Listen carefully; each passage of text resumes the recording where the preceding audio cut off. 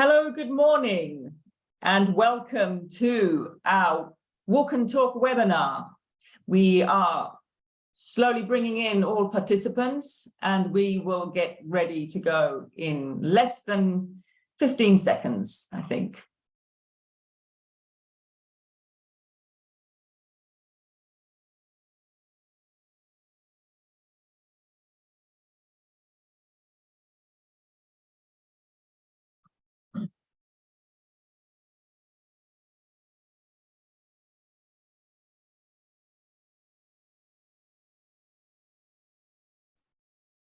Okay, once again, good morning, everybody. Welcome to the Walk and Talk SAN-ICT webinar on IoT and Edge computing.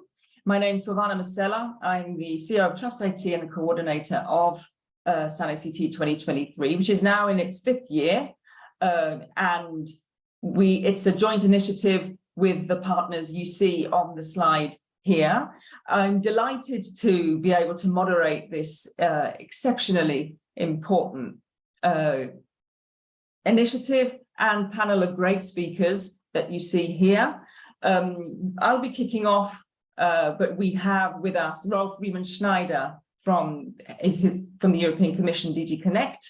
And what's good is that the people we have here are part of a consolidated, growing community of SAN-ICT. So you can see the titles here, but if I may say, Amanda and Maria Ines are both fellows. Fellows are the experts who receive funding from the SAN-ICT applications, and they've been instrumental in putting forward their applications in the sector we're discussing today. Georgios Kareanis is our chair of the technical working group of IoT, and Orfeas Voutrias is also an active member of the technical working group. And we also have Maria Giuffrida, who will be representing EU Cloud Edge IoT. So kicking off, I wanted to give a few results of SAN-ICT. Some of you may have seen this presentation in the past. If not, this is a snapshot of the applications that have come in from calls 1 through to call 7. We don't have the data yet for call 8, but what we've done is categorized the applications that have come in, and to date, 259 individuals have received funding. You see the different categories here. For the purpose of this webinar, we've received 15 proposals submitted on IoT, of which 5 have been funded.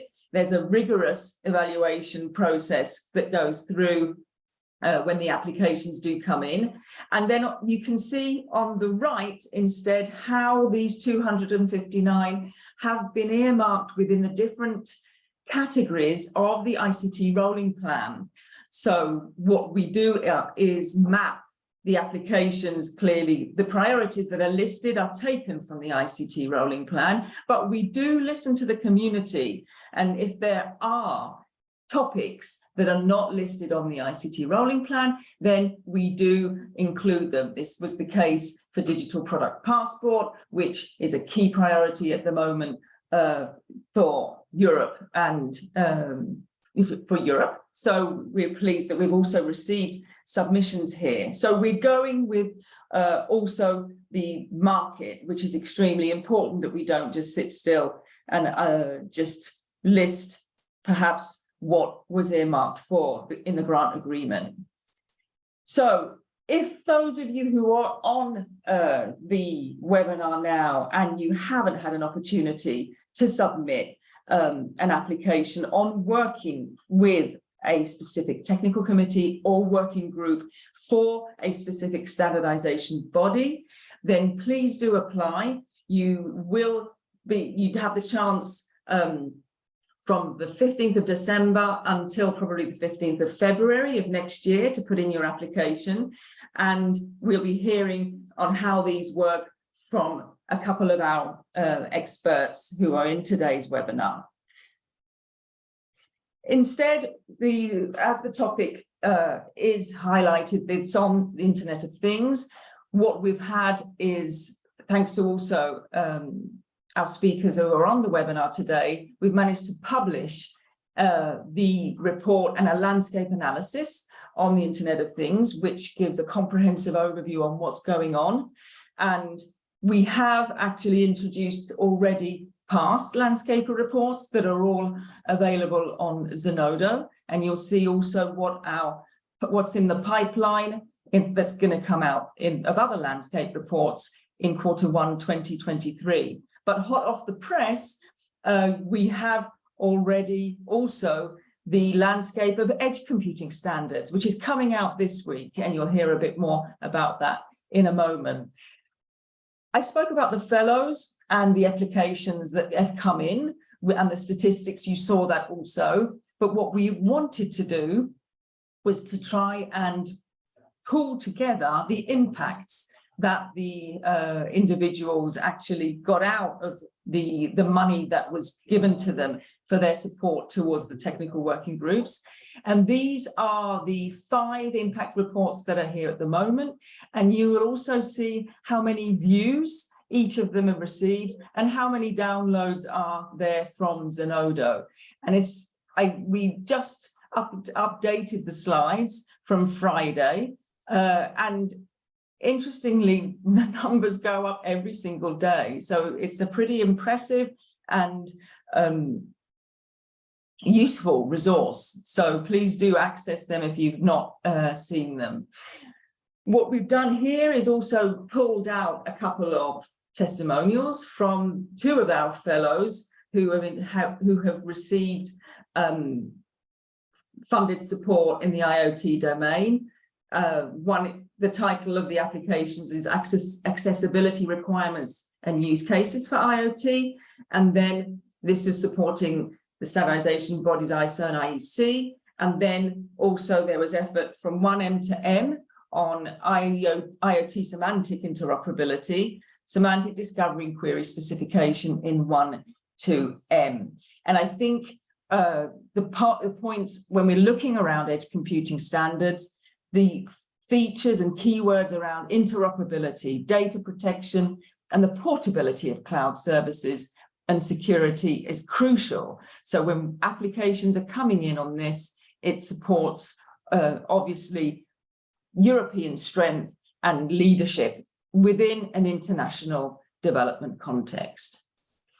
I did want to highlight that with the European standardization strategy that came out in February 22, with the initiation of a high-level forum of standardization now and a chief standardization officer appointed, clearly there are more and more activities that are coming out that are reflected around clearly standardization efforts. There are more projects being funded and supported under Horizon Europe, and the element around education and the role of how universities can play a role in standardization is becoming crucial.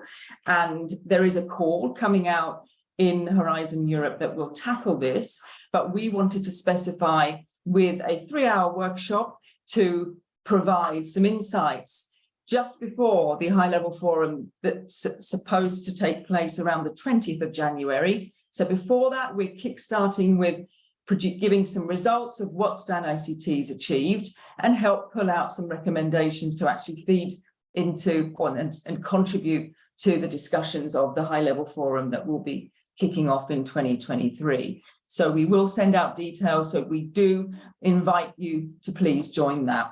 So to conclude, some housekeeping for you. The event is recorded and will be made available on our website, including the presentations that you do see today. We do love to see comments in the chat. You can write whatever you like.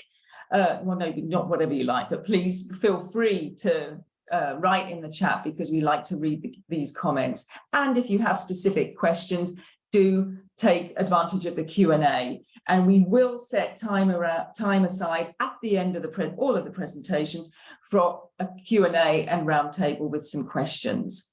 So with that, I'd like to pass the floor now to Rolf Riemenschneider. Thank you so much for joining us from the European Commission. Over to you, Rolf. Thank you. And I'll stop sharing. So the floor is yours. I try to share my screen then. It should be That one. Okay. Can you see the screen? That's perfect. You're good to go. Okay, very good. So good morning, everyone, ladies and gentlemen. Thanks, Silvana, for the introduction. You've seen the standardization is a wide field, but an important one, and the landscape analysis is particularly important. I'm head of sector in the unit Internet of Things in DG Connect, and Internet of Things has been and still is a quite cross-cutting activity, and you will see that in a second. I try to give you a bit of a glimpse of part of our work. What are we doing at the moment, and how is it related eventually to your standardization activities? But as I said, it's part of that. In general, does it go? Where's the slide? No. In general, I think managing IoT devices, connecting things, is a quite complex task, and it touches upon many other related policies. Most important, to give a bit of an overview, is the CHIPS Act, for instance. The Commission is ready to invest 43 billion into chips manufacturing, and IoT represents an important demand side. A lot of the IoT data is stored in clouds, so a strategy, what's happening with the IoT data in the cloud is closely linked to the data strategy. Cloud infrastructure will be supported through an IPCI on industrial data and cloud. I think that's a major part as well. But the core of the work is how you bring the different things together. Is you can't do it alone, apart from the big hyperscalers maybe. So you need to work in cooperation, and that you need to define sort of a cooperation, what we call a digital platform strategy, and to build an ecosystem around the IoT. And that's one of the essential parts, that's part of our story. And the key element of the platform is the definition of interfaces and standards. So we are hinging also upon a new industrial strategy, working with DG Grow, in order to work on the most burning and important standard for IoT platforms. So this said, with Horizon Europe, we started off sort of a fresh new approach on IoT. We coined a strategy on cloud edge IoT under Horizon Europe Cluster 4, where we work on the transition for managing the data. I think on the one hand, we see a sort of stakeholders trying to extend the cloud model, towards sort of an edge computing model. At the same time, we see that billions of IoT devices generate data. And it would make sense, and it's for the benefit of the user, if you process the data close to where it's generated, what we call edge computing. So we talk about the transition from new innovation in IoT devices and local processing and local intelligence, as well as transition from cloud towards the edge, and they meet in the middle. And we talk about a strategy, what we call a computing continuum, a data management across the computing continuum from cloud to edge to IoT. So this in a nutshell, but that's only the part of the story. The other part is that the complexity of IoT, it touches upon related IoT policies. So the source of IoT data gives you a possibility to analyze the data in a quite intelligent way. So it links to the AI strategy. You have to store the data. You have to store massive of IoT data in order to make decisions and provide data services. So it links to the data space strategy. And finally, we talk about a continuum from cloud to edge to IoT, a data management across different topologies. So we need to leverage a platform strategy where stakeholders, different industrial stakeholders, go together and build on the evolution of the technologies, navigate across the different policies, and define business models and new services. I think that's a major challenge. But a platform strategy will not work without decomposing the complexity. So edge computing may be a buzzword for the future, but as you see, it has different shapes, different notions. So we need to define the taxonomy, where you start from with your business model. Where do you start with the creating value? I think really in a nutshell, we see 4 cases. We see the cloud edge paradigm. I explained that. We see a driver from the telecom domain, from the 5G networks. We see the need for orchestration of the devices at the edge gateway for the operations edge. And we see innovation through IoT and AI. So I think that's the first decision before you dive into sort of a standardization strategy. See what are the main proponents driving the strategy. Where do you start from? Which part of the edge? Just for you as a short thinking for thoughts. Looking at the device edge, which is the most complicated part of end-to-end, we see a lot of innovation at the nodes, new sensors, new controllers, new computing, distributed computing, swarm intelligence, AI, integrated, embedded AI at the edge, digital twins, spatial web, and so on and so forth. There's a plethora of new innovation coming up. Talking about thick edge and thin edge. So this is widely unexplored, and that makes it difficult for the standardization to navigate around. But this is work in progress, obviously. So for you to cut the story short, where do we start with? I think it was said we have to see going to the market. We have to evaluate, what is on the market, which are the killer applications, which are the main industrial stakeholders driving the platform discussion and the standardization discussion. So we have a couple of projects, what we call the cluster of Meta OS, talking about different sectors. And what we want to do, we want to build, industrial constituencies. We want to find out, industry, which industry is ready to work on a platform strategy. What are the main standards, to navigate through the jungle of existing standards already, or what are the standardization gaps?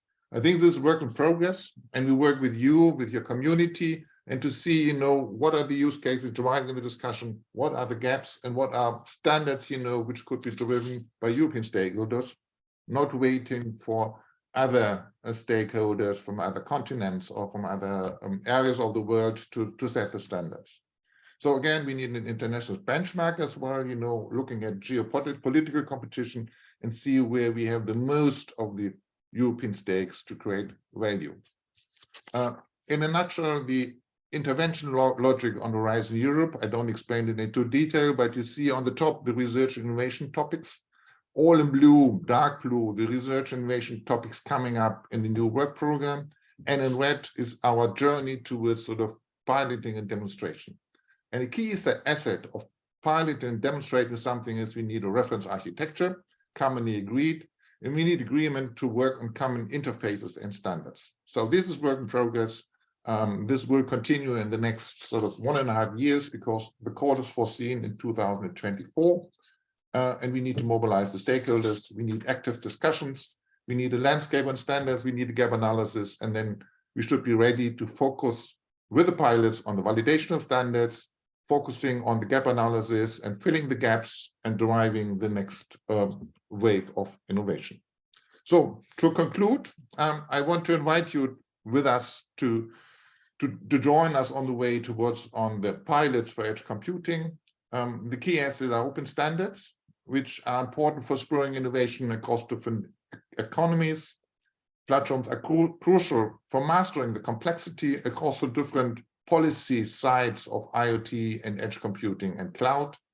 And we need European industry to focus on the key assets to be the main drivers and to reap the benefits of edge computing. So to summarize, key elements of the open platforms is a common definition of the topology. Where do you start from?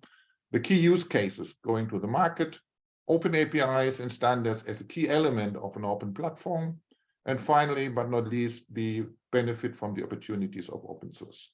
That's all from my side. I think we are planning a workshop in January, an info day in January, to see, what is at stake, where we're starting from, or how could we drive this process. You see more information on related roadmaps, the high peak, the Gaia X initiative, the Alliance of IoTi, and most important, we have a cluster which is called European Cloud Edge IoT Continuum, where you find all the information from the portal on events and upcoming calls and open calls. Thanks so much for your attention. Thanks, Rolf. Indeed, we have a presentation on the Cloud Edge IoT at the end. I was going to say we were going to leave questions at the end, but I'm going to have to pick it up now, I think, otherwise we're going to forget. and it's linked to actually the question I've got in the Q&A from Paul Ferris. Thanks, Paul, for doing that. So, Rolf, in the previous slide, you had that nice screenshot with all the projects, and you highlighted the use cases, right? Now, Paul says, great summary, Rolf. Has any standards group produced use cases in this area? Now, before you answer that, I wanted to tag on to this. And then the one after with the projects, Rolf, as well. Yeah. Whether, as a follow-up effort, and this is also to the other speakers, Georgios and Orpheus, as a follow-up effort to the landscape analysis, what could be good is if we regroup then these projects and try and understand, you know, exactly the mapping from the standardization point of view, and use the use cases with the standards there.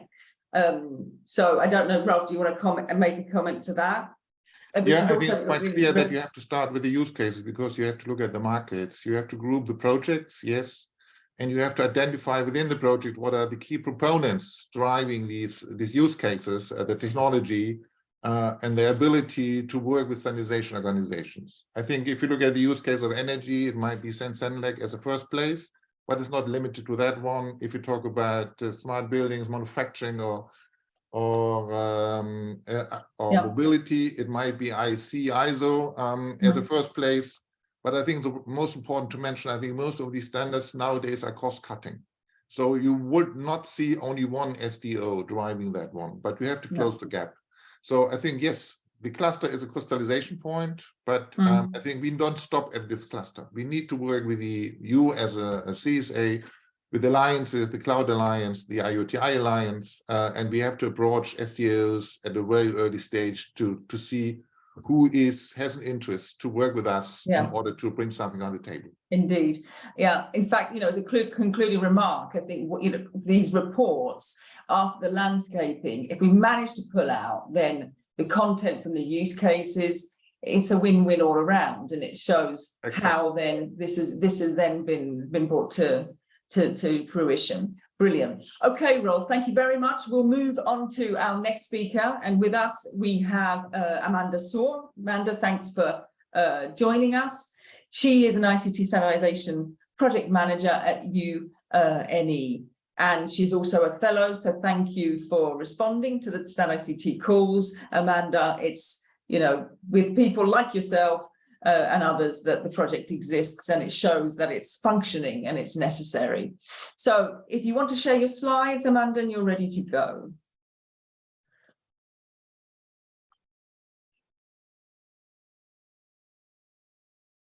If you want to also unmute yourself.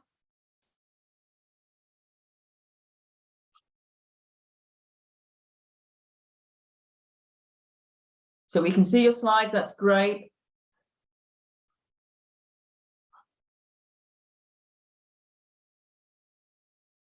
Can you unmute?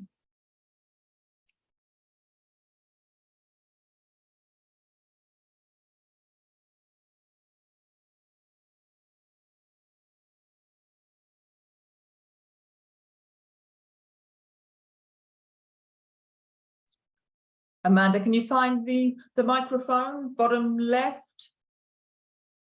Hello? Oh, we've unmuted you. Okay, fine. Perfect. You're great. Go. We can see your slides. Hello, Amanda. Go. Thank you. Hello. I'm Amanda. I'm Amanda Su from UNE, Spanish Standardization Association. Today I will give you the presentation, brief presentation about national standardization bodies, standardization systems, and also a brief state of art about IoT standardization. Okay. Okay, so before all, I will introduce you UNE. Okay, UNE is a private and not for-profit national standardization body. Okay, so here I will introduce you what are standards and what is a standardization system.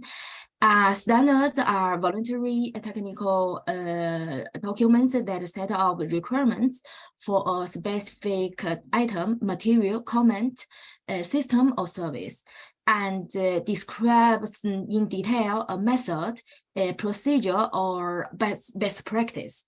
Okay, so standards are developed and defined through a process of sharing knowledge and building consensus among technical experts from different interested parties and other stakeholders, including business, consumers, and environmental groups, among others. So these experts are organized in technical committees, including submit committees or working groups.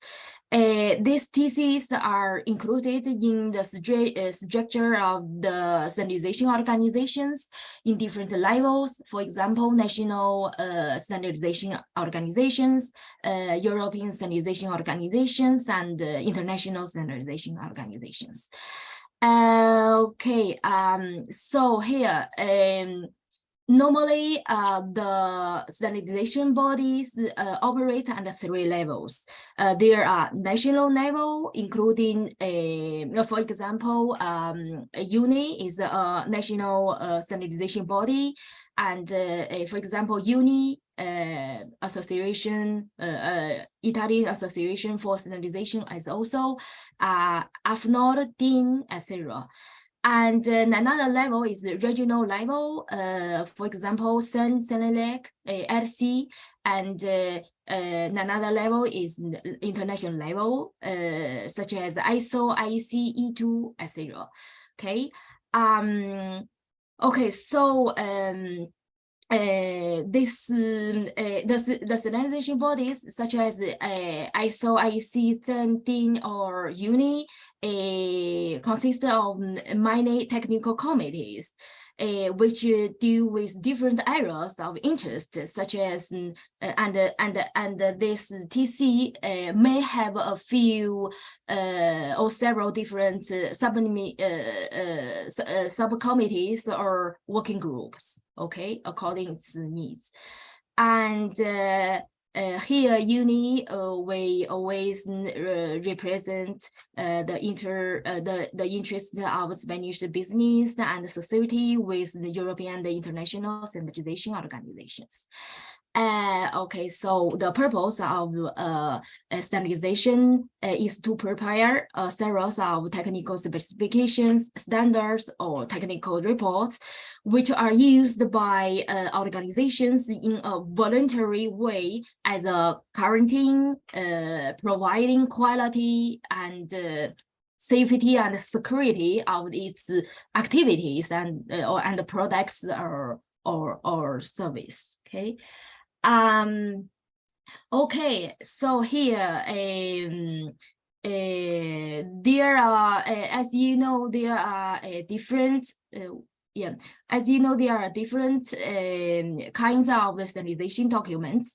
The most widespread is the standards, which has a different code depending on the organization where it was developed. For example, ISO is for international standards, and EN is for European standards. In our case, UNI, we use UNI, okay, as the code of our national standards. Okay, so there are other different type of standardization documents, such as technical specification, TS, technical report, TR, and workshop agreements. Okay, if it is an international workshop agreement, so the code begins as IWA, and if that is the workshop agreement, so with the code as CWA. Okay, so I gave you the details here, and after the webinar, you can read it. The different characteristics of every type of documents. Okay. Okay, so here I will give you a brief presentation about the state of art of IoT standardization, including two parts: the needs for IoT standardization and IoT standardization developments. Here we are.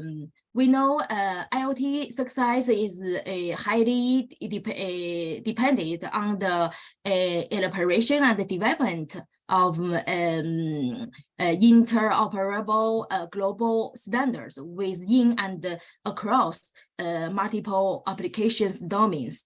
For example, common language, vocabularies, and standard reference architecture, or a standard security and privacy for IoT, etc. Okay, are a need to develop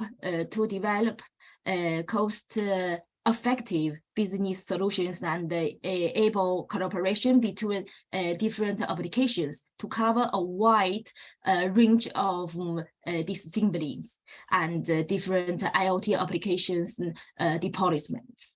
So here I will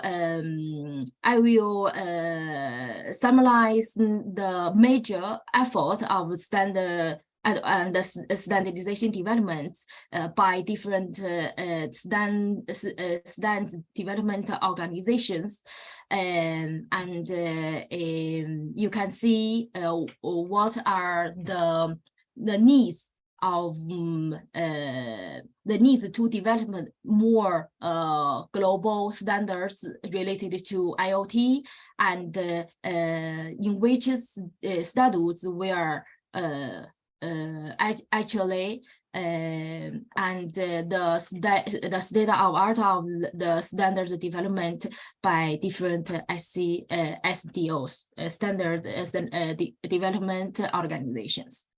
Okay, so as you see, I did extensive analysis about what are the needs and the challenges about IoT technologies, and which type of standards related to IoT should be developed in the future. So Amanda, you have 2 minutes. Thanks ever so much. Okay, so here you can see it should be development of common vocabulary, interoperability, connectivity, security and privacy, reliability, intelligence and analysis, sector specific requirements, and also societal, including the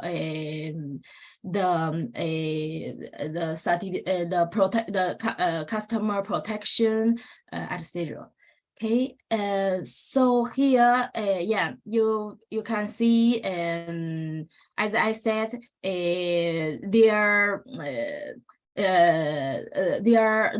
have been a lot of deployment of IoT technologies. However, the lack of international standards and the industrial regulations has humbled the development of IoT, which is still considered to be in its infancy. Okay, so now the different international or regional organizations for standardizations are focused their study to develop the IoT standards. So here, the next slides, you can see different standardization organizations have developed different IoT standards, okay, but mainly in ISO IEC join the TC1 subcommittee 14.1, which is an IoT.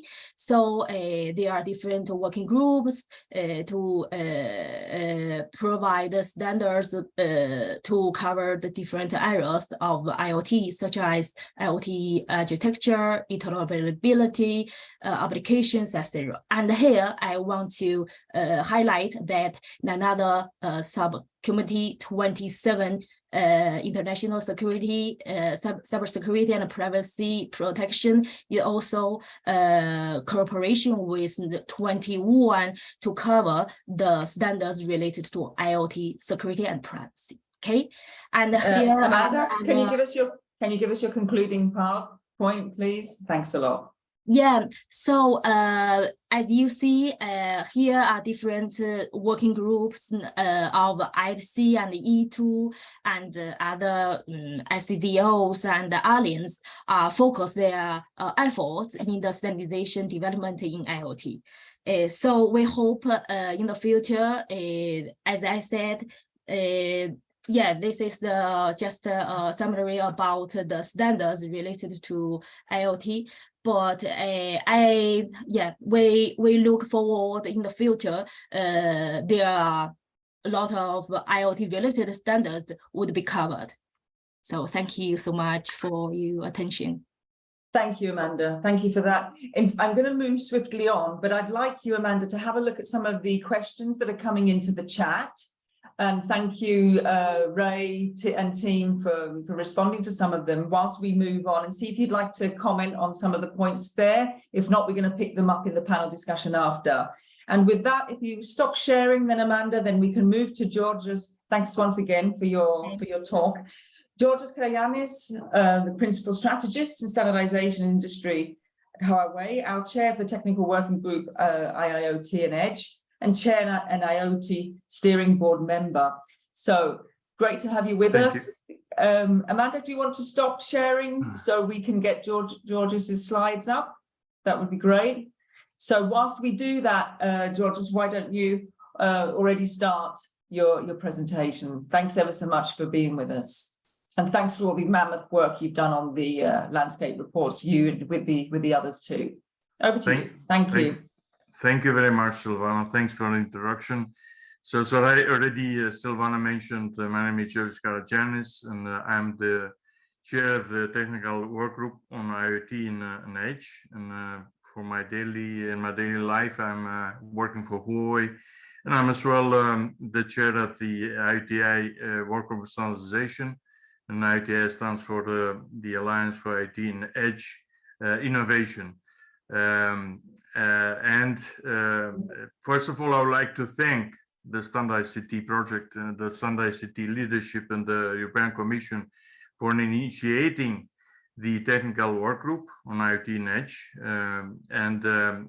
In the second place, I'd like to thank IoTi for providing the channels and the support for myself, but also for other IoTi colleagues that participate in this work group.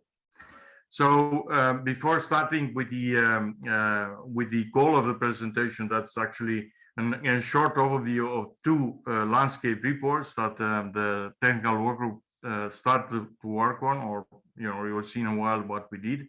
But one of them is the landscape on IoT standards, and the other one is landscape on edge computing standards. So before going there, before I'm going to present you and give you a short overview, just some use cases already, Rolf already mentioned several, but here I'm showing some examples that were taken from some European Commission funded projects. And as well, one of them is coming from the ISO, one of the ISO groups. But as you see here, there are different verticals that need the support of IoT and Edge, and in particular IoT and Edge computing standards. So the examples show a use case from automotive, another one from energy smart grid, a third one from smart irrigation, another one from smart city, and as well as from smart factory. But this and the sixth one from the construction, mining and construction. But all of them are examples. So there are more use cases, as already Rolf mentioned. So let's go first to give you a short introduction of the technical work group on IoT and Edge. So this technical work group focuses, as the name says, on IoT and Edge computing standards in general, focusing on three different topics. So one on focusing on standards landscape reports, the other one on standards gap analysis reports, and the third one on a white paper that will be done, after some time. On the left bottom part, I would like to show. I'm showing you the MOU between IoTI and the Standardisation project that actually initiated, and provided the means for myself and also for other IoTI members to participate in this technical work group. So I'd like to also give my thanks there. The right part of the slide, you see the members of the technical work group, and I would also like to thank them very much for participating in the group and for developing these reports that we will see in a while. So here you see some overview of the technical work group and the relation with the Commission, but also with the Standardisation leadership and Standardisation experts, the expert advisory group. So they are providing oversight of the technical working groups. The technical work group on IoT and Edge is one of them. And then what is also the figure on the left shows is that 6-phase sprints are used in order to come up with the report. So each of the report that is done in the standardized technical work groups are following this 6 phase. So starting from initiating, finding contributors, finding members for the group, up to the time that the editing that is done by Trust IT, and then publication of the report.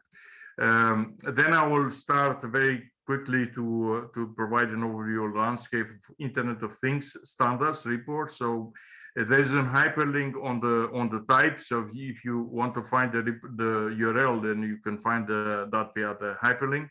And the main goal of the report, as the name says, is to capture the landscape of IoT activities, documents, specifications published and are under publication by SDOs, by standard development organizations, by alliances, like the Alliance for IoT Innovation, and open source software initiatives. And then on the left, the bottom part, you see the contributors for this report that are the members of the work group, but as well other contributors. And I would like also to thank them for for participating and providing input to this to the development of this group. And of course, the Trust IT group, as I mentioned, thanks very much for that, for editing the report. What you also see in this slide is that the work started on February 2022. The report was published on the 13th October of this year. We identified solicited contributions and we organized the data that that we received. We actually collected 720 entries for this. So the entries are documents, and the type of documents are listed there. So starting from actual standard, but also regulation landscape, up to gap analysis reports. And then some information about the table of contents. One important thing to see here is the section 4 that actually is structured in 2 levels, so 2 headings. The higher heading includes classifications of the entries that we received on build environments, case studies and rankings, on connectivity, education training, data and architecture, social community well-being, strategic policies and planning, sustainability and resilience. So there are many groups. I'm not going for them, but then we classify those entries in that way. And then on second level of the headings of the sections actually includes the industrial sectors that are related to each of these groups. So the entries or the collected documents that are belonging to each industrial sector are also included as a part of the section. So the table of contents is actually structured in that way in order to find there was a question of use case. So if you want to find the type of use case, then then you can find it easily by going to the class, the category and the industrial sector that you use. Then I will go to the second report, the landscape of edge computing standards. As already Silvana mentioned, will be published this month. But we have already, there are many things done. The document is edited. It needs now publication, so it will be published in a while. The contributors are also shown on the left bottom part, that are the same ones. So we actually asked for input for both reports, so they are the same contributors. And again, the Standardisation Trust ICT team, I would like to thank you very much also for editing that. And then the main goal of this report is actually to capture the landscape of edge computing activities and the documents and specifications published and/or under publication by SDOs, alliances, and open source software institutes. The work started on February of this year, and it is planned to be published this month. So we follow the same method, identified and solicited contributions and content, and then organize the data and collected 250 entries. And the types of the documents are also listed there that are similar to the IoT report. And then the table of contents is shown here. So we had only not only, but we had 250 entries, so that you see that the table of contents is shorter, but it includes the same type of information, the same type of structure that I mentioned for the previous report. So we have the categories, and then for each category, we'll have the industrial sectors. So by this, I come to the end of my presentation. Thank you for listening. Brilliant. Thanks, Georgios. Lots of, that was extremely interesting, and we know you worked extremely hard. So we thank you. And in fact, you have all seen the long list of people who have contributed, all pro bono, and it was, an exceptional gathering of material. Lots of comments are happening in the chat. Georgios, you also have things. So once I move to the next speak, if you would like to pick up on these and do speakers, check the Q&A, because there are things in there that we'd like to have answered. Moving on at this point to, thank you very much, Georgios.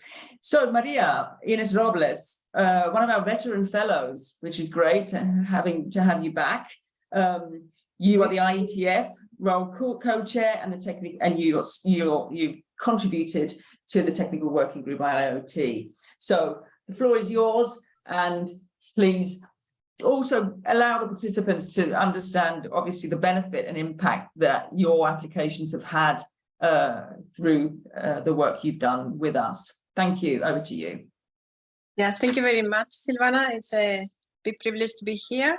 I will introduce you to the landscape Internet of Things report that we have done, and answer your question in the chat later after my presentation.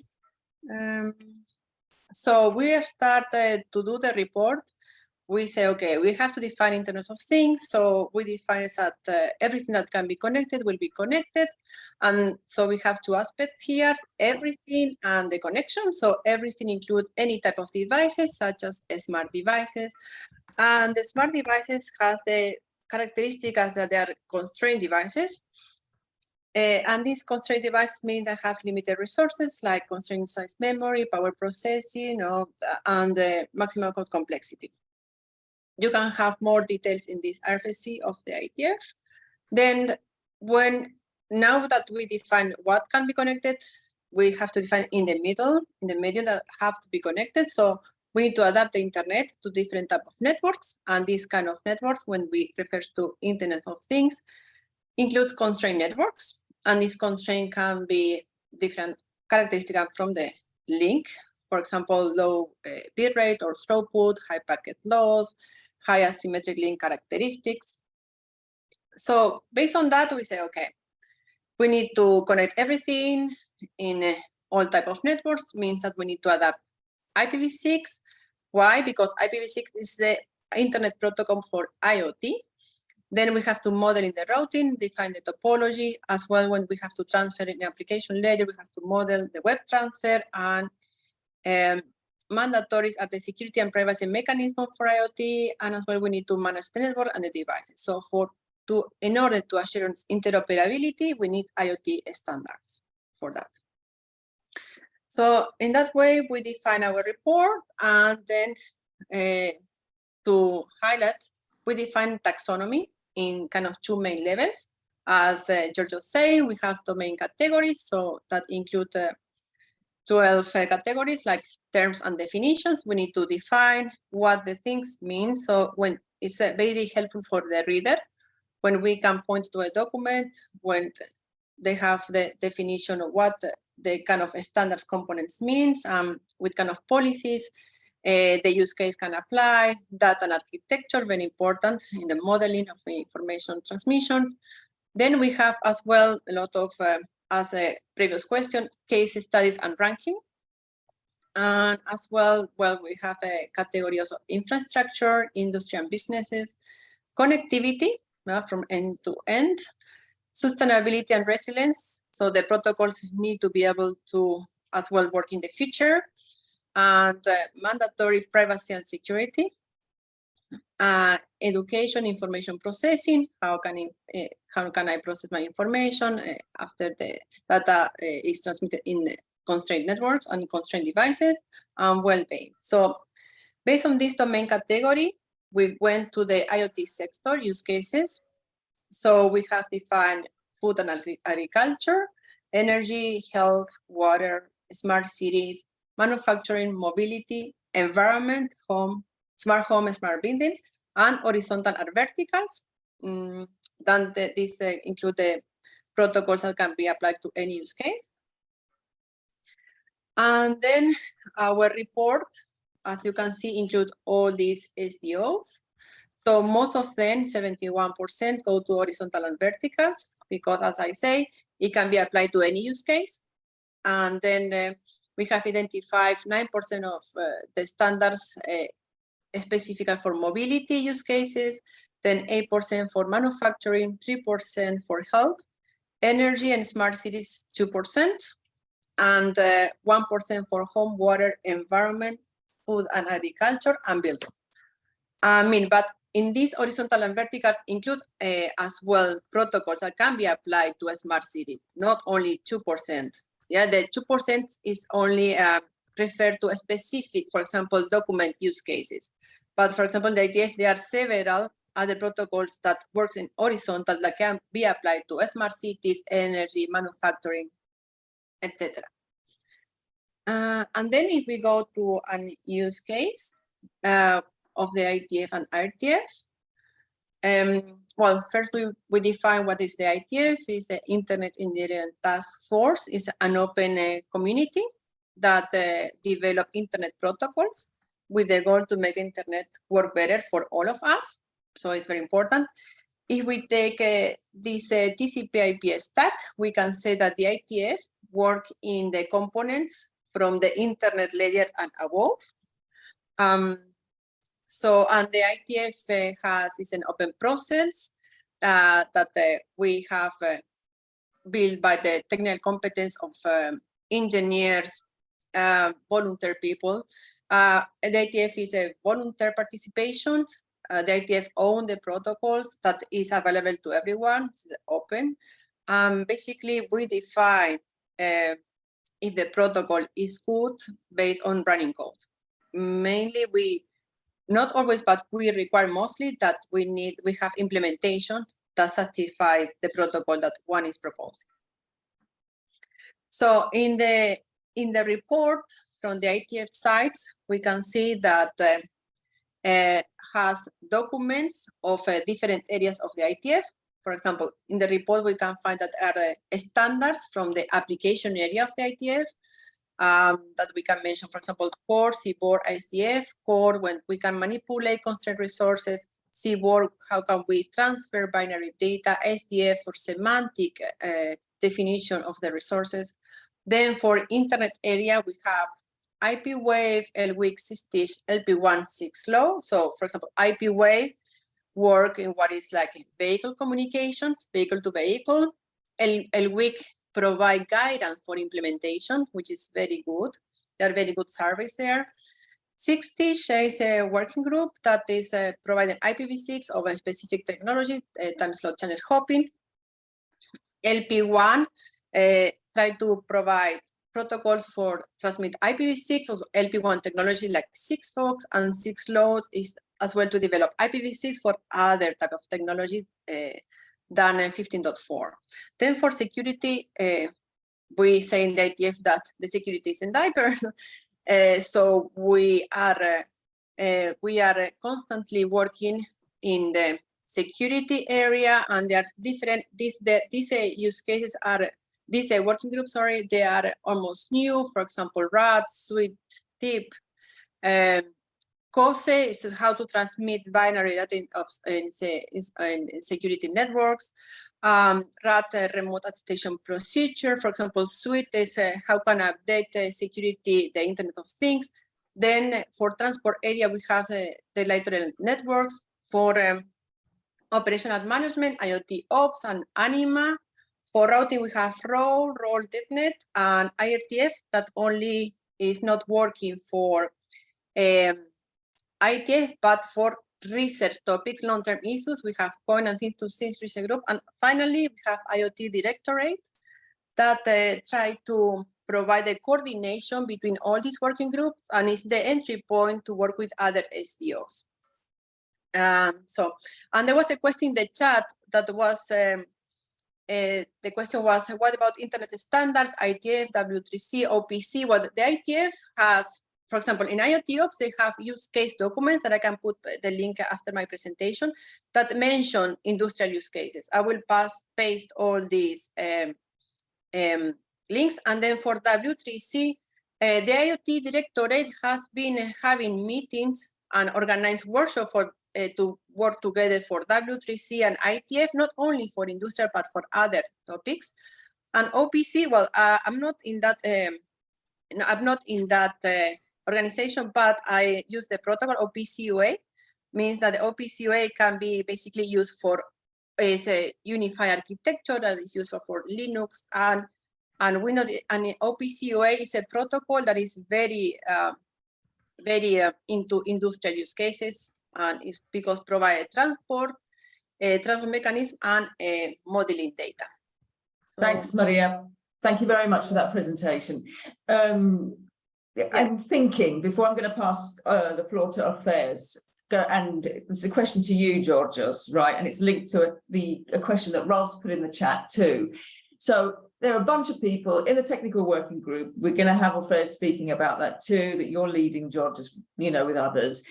Wouldn't it, I think it would be cool if we could have all the projects in one place, doing sort of like a mini presentation of the efforts that they're doing in their project around standardization, having the people in your technical working group present there, also people like Maria and Amanda, etc. So we can make sure that the projects know which standards that they should be working on. Some might not. So it can be a practical exchange between the projects and the efforts of the experts within the technical working groups.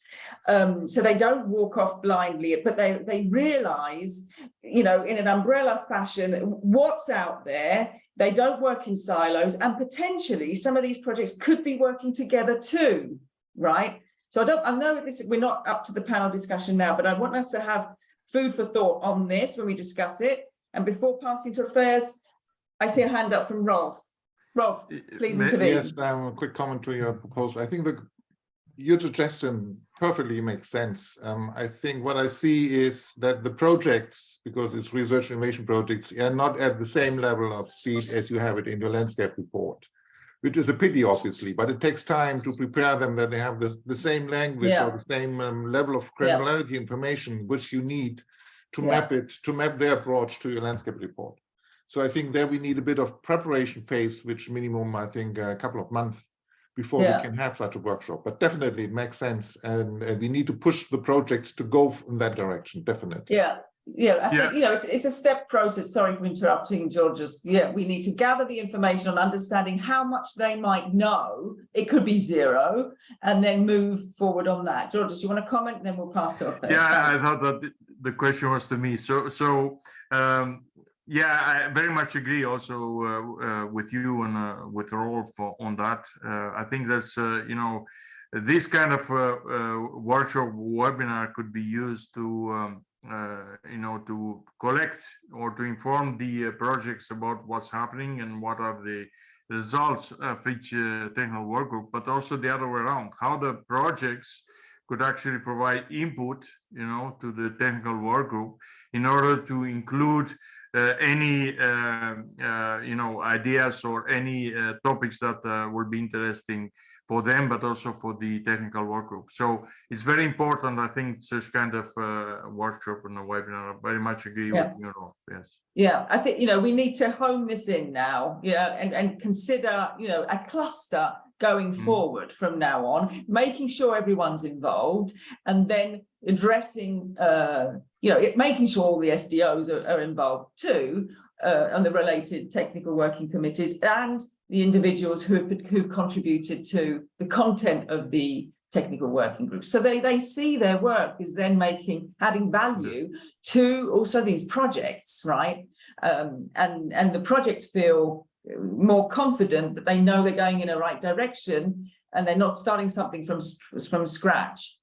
Okay, Orpheus, thank you, Georgios. So Maria, if you can stop sharing, you also have a question in the chat from Ralph, if you can address that. And we're going to move to Orpheus Voudras, a research engineer at National Technical University of Athens and an active member of the Technical Working Group of IoT. Over to you, Orpheus. Thank you.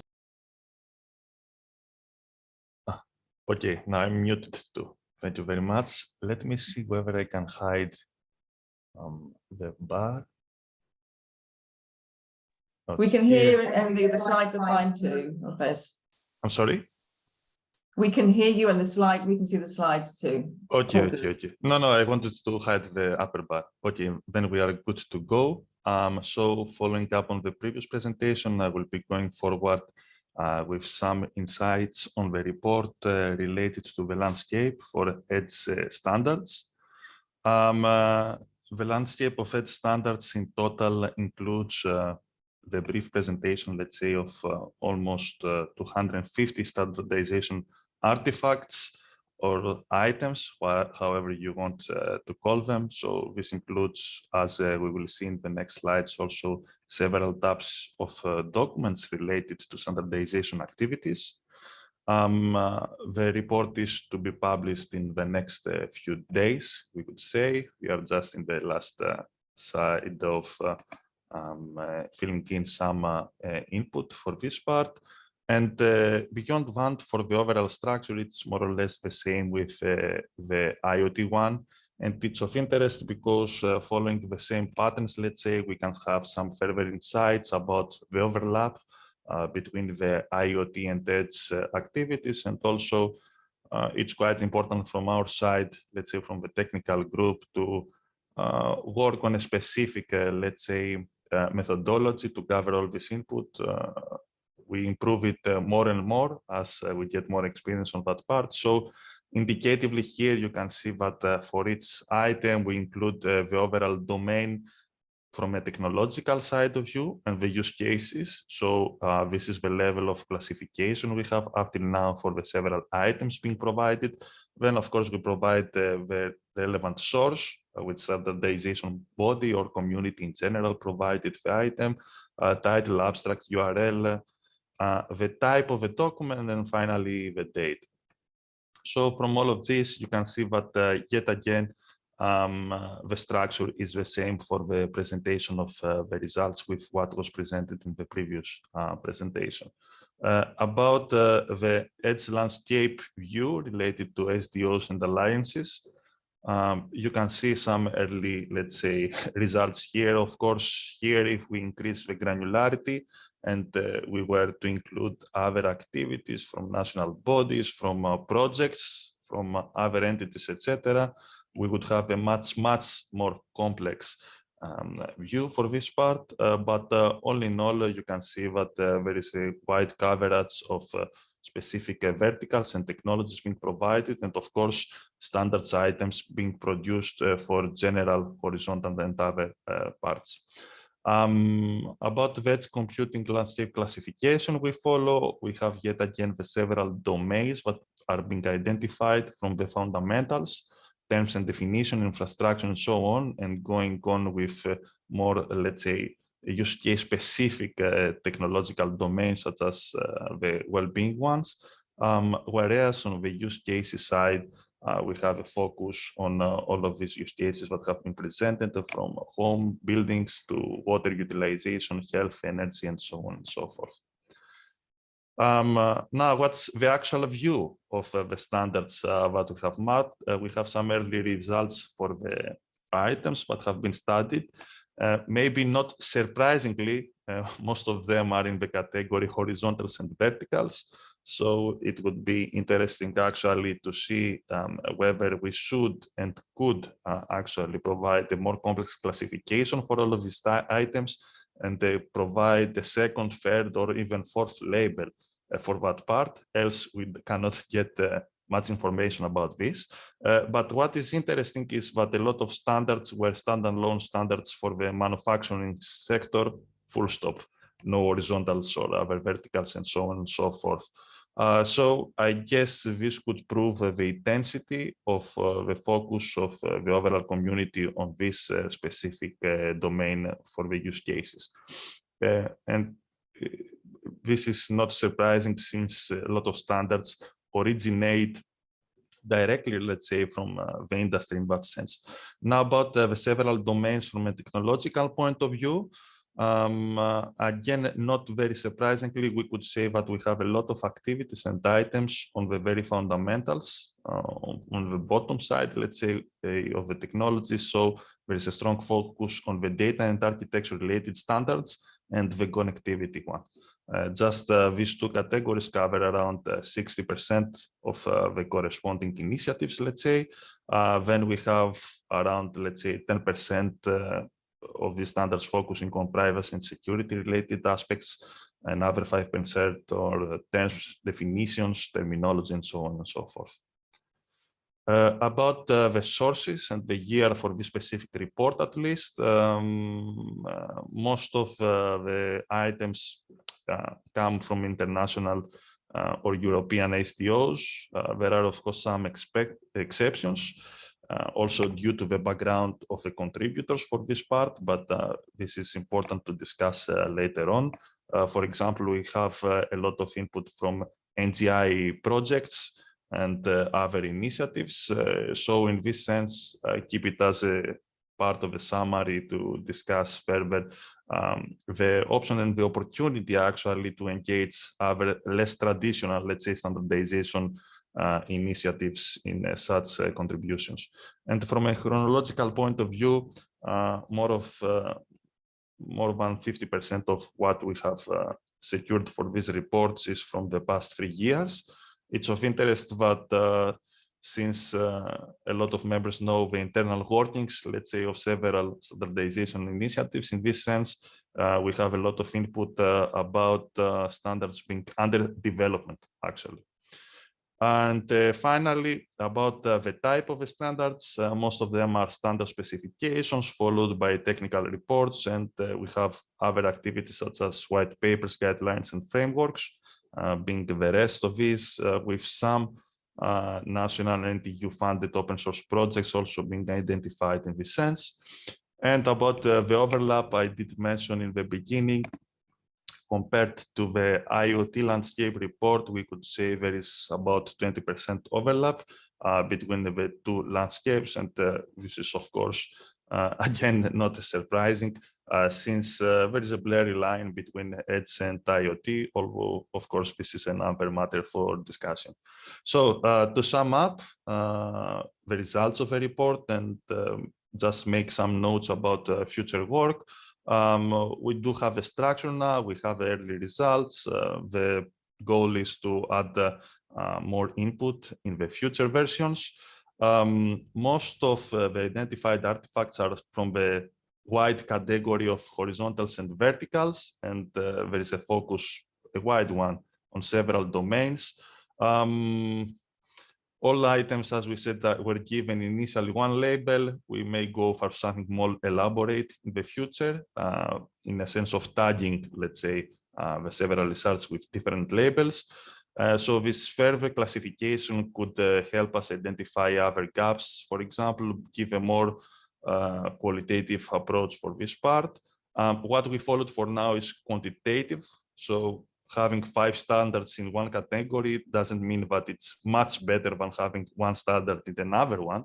The impact of several standardization artifacts may be different, depending on the quality and the extent of the standard or its positioning in the market, in the industry, in the research sector, and so on and so forth.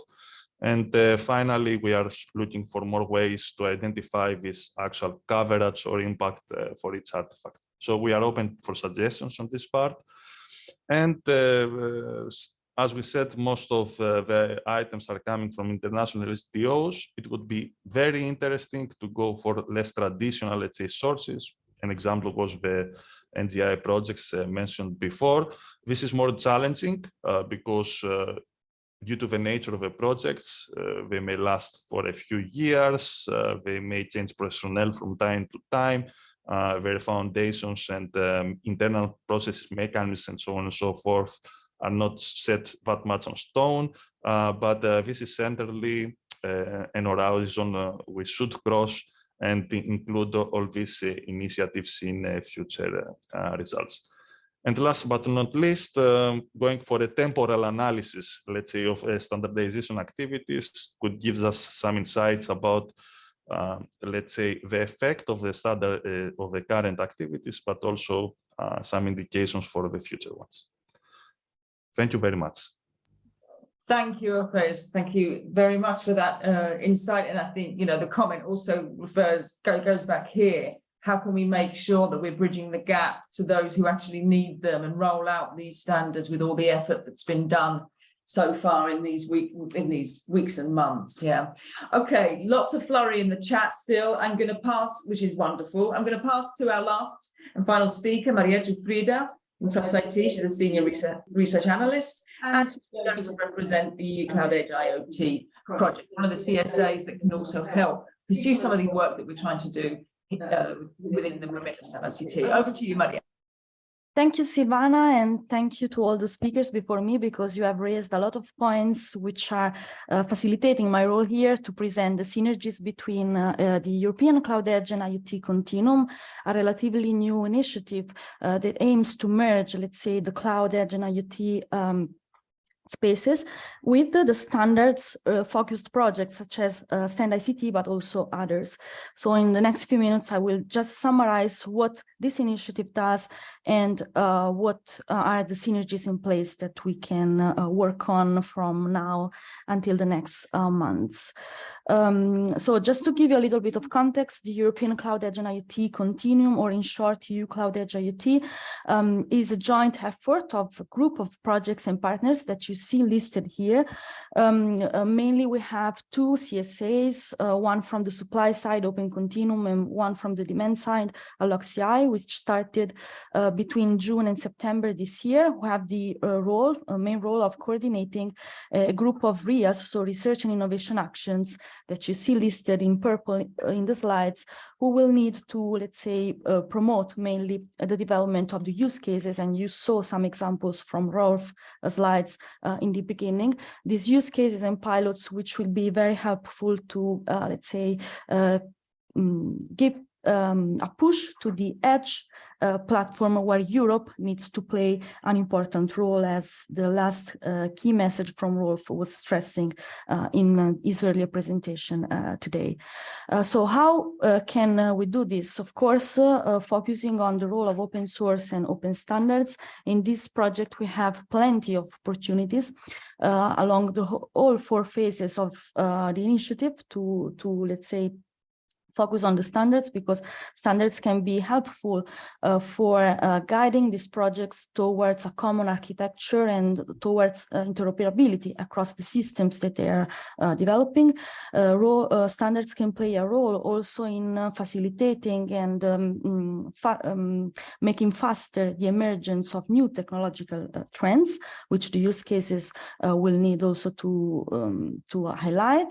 And also standardization bodies play an important role in guiding research projects towards, let's say, making meaningful contributions to the standardization landscape via synergies, via workshops, as we were mentioning in the chat, and via joint efforts of matching which are the needs and the challenges that the research domain is facing right now.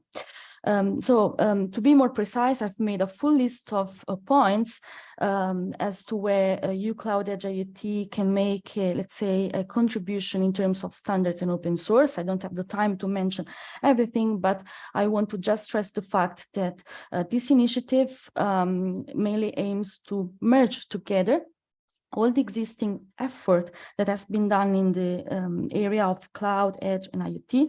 And to do so, we're gonna work towards the creation of an open architecture and taxonomy, and we are gonna try to guide both research projects and industry representatives towards creating, let's say, a long-term standardization and open source strategy via training and via other type of initiatives. And in achieving this, the work of the technical working group is a great starting point. It was mentioned before that this represents, a huge repository of standards in both IoT and Edge, which can give us an idea of what's the current status and also what are the gaps in the standardization field in these areas, but also in other related technological domains, such as artificial intelligence and cloud computing, which we have also in StandICT in our previous reports that were already published.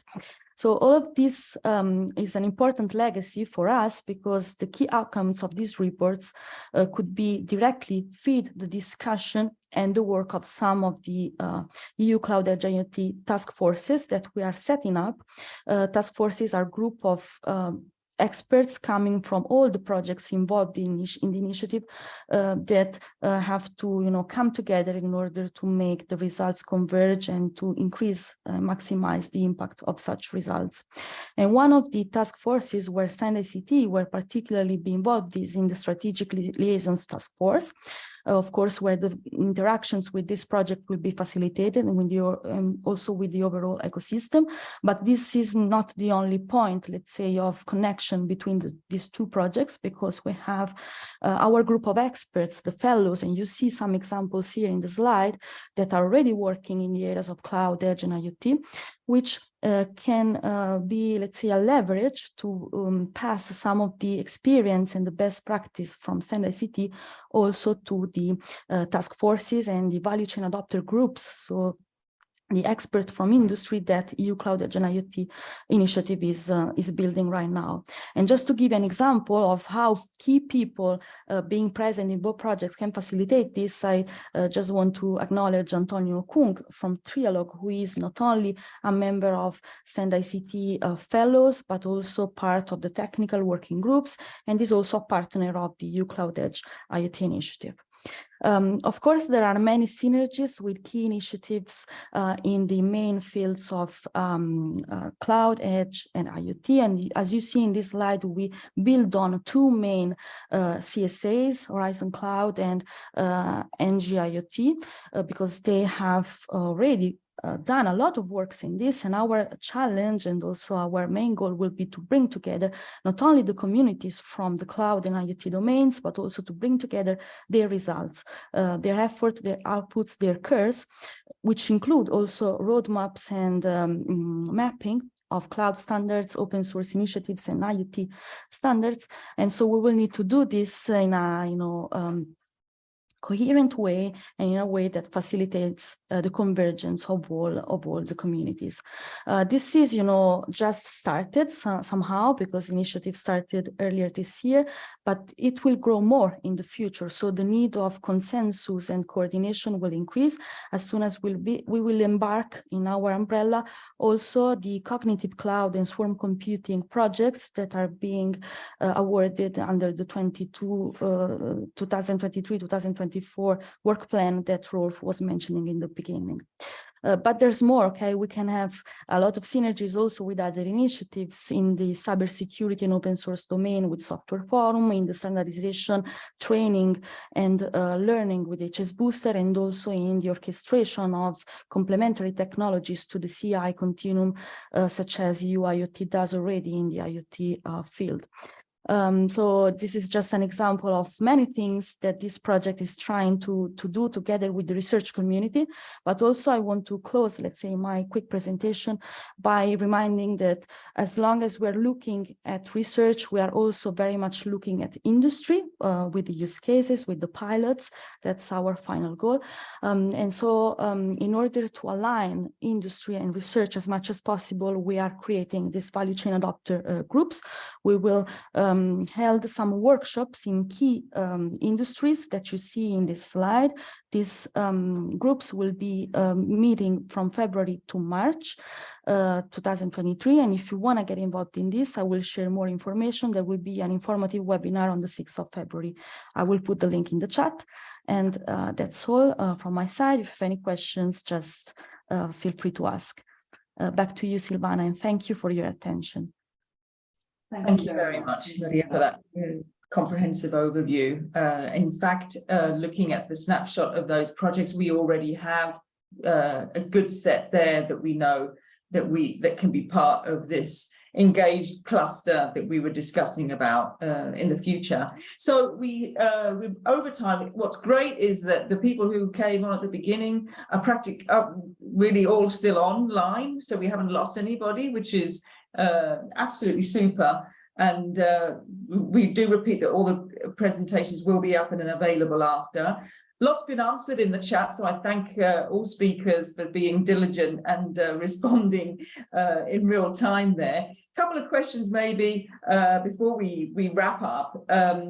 And the question is more, I think, to Georgios and Orpheus, because with the work that's been done with this landscape analysis, I think it's nice to also be able to tell the participants what are the key areas and the priority activities in IoT with regards to IoT and Edge that you really have seen that need priority action on, rather than obviously mentioning them all. So could you just give me, a couple of your key, okay, this is what we need to work on. Georgios first, then Orpheus. Thank you. You're mute, Georgios. Thanks very much. So we have been working in those two areas, the IoT and Edge, and we have identified several, we collected several inputs for the coming from SDOs, alliances, and open source software initiatives. Regarding the priorities, we are currently working on them. So we are working on a gap analysis.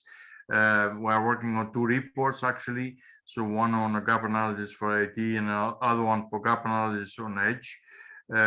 So I cannot provide a concrete answer to this question, but based on the work that the IoTI has been doing in the past, so we have in IoTI several gaps were identified. So going to IoT, maybe I can mention some of them, like ethics and trustworthiness. This is still remaining a gap in IoT. Open markets, digital services is actually captured in some activities, but is still remaining an open priority for IoT. Device certification, that's something that is still open. Solution deployment and maintenance tools. This is, with the new types of devices, you will need a continuous update of those type of maintenance tools. Scalable device deployment. So how are there any standards that could help this? So that's also an open issue. Green technologies, you know, the introduction of the Green Deal in the green ICT concept, but also in the ICT for green. Several standards might need to change, or new ones need to come there, in particular the ones that focus on measurements of the carbon emissions, for example. And then usability. ETSI has started working on that, but some more work is needed. So these are some priorities, I said, that are identified by IoTi in the previous year, but you know, we will work in Standardisation to make an update of those. So that's for IoT. And for Edge, I would like to give the floor to Orpheus. Orpheus, please. Yes, thank you very much, Georgios. I hope it's not too frustrating for people to hear that we have so much work to do with that many gaps. I would also like to add that there is a second layer of gaps that we haven't identified as such. So once again, I would like to stress out how important the current work being held right now is for the identification of these gaps, because you cannot fill them if you don't identify them first. So for edge computing specifically, at least for the areas that are aligned with the IoT activities, what you heard from Georgios is quite the same. I would add that it's of interest a certain grouping, let's say, of gaps. So I will describe them on a high level. We've identified that there is a great lack of policies, description, and languages to actually gather, let's say, ESG-related policies or monitoring capabilities around the systems we actually have around. So Georgios already mentioned about carbon emissions, but carbon emissions is not the only environmental, let's say, indicator that we have to track. And there is a lot of work that has to be done on this aspect of actually describing what we want to monitor and getting it aligned with the IoT systems we have. On a similar, let's say, approach, there is a great gap for now. It has been identified by our last reports related to digital twins. And yeah, the rest is about the same with what Georgios analyzed, such as devices and IoT swarm systems management. I would like to add notions such as federated learning and artificial intelligence. We saw that we were talking in the previous presentations about embedded AI. So I will add that we have gaps in both new areas, let's say, embedded AI, but also more traditional ones, which are on the policy side. Yeah, thanks, Orpheus. And I would like to add data spaces and on the impact of IoT and Edge in data spaces. So there are also some gaps that need to be mentioned, and related, of course, to decentralization. So when you use decentralization and you combine the data spaces with that concept, then IoT and Edge computing play an important role there too. Thanks. Thanks, Georgios, and thanks, Orpheus.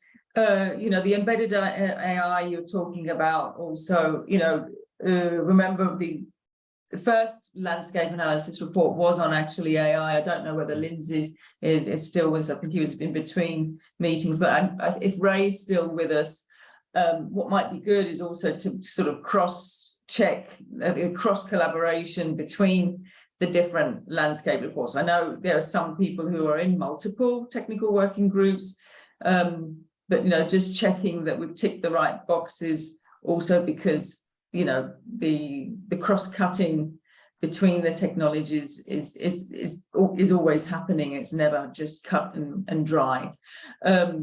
So yeah, Ray. Yeah, Paul is saying +1. We're coming up to the time now, and if I don't see any hands up, I was thinking then we could actually wrap up here. We'll I'd like to thank all of you and all the participants who've been so active in putting in comments, asking questions. Thank you to the speakers who, while speaking, have also tried to respond. We'll pull out a comprehensive overview of this webinar. And just in an hour and a half, I think we've made also some good headway. We've understood things. We've maybe seen what the next step is also in terms of how we can have a closer dialogue with what's happening out there and how we can try and push out these use cases with examples from the work that's obviously been done with the technical working groups, where we try and match these together. I think that's the direction we need to go in. And with that, I'd like to wish you all a good lunch. I'd like to wish you season's greetings as well. And thank you so much for being here. We do have, Maria put in the chat, the follow-up webinar on the 6th of February with details here. So we will send these out to all participants again. Can you remind me of the date? No, this is the 6th of February. Before the 6th of February, we do have the 18th of January. So 2 dates for 2023. Don't forget about them. Do register, and keeping this dialogue obviously alive and consistent is absolutely crucial. Okay, so thank you, and have a good lunch, all of you, and do take care. Thank you. Thank you Bye-bye. very much. Thank you. Bye bye. Bye. Bye. Take care.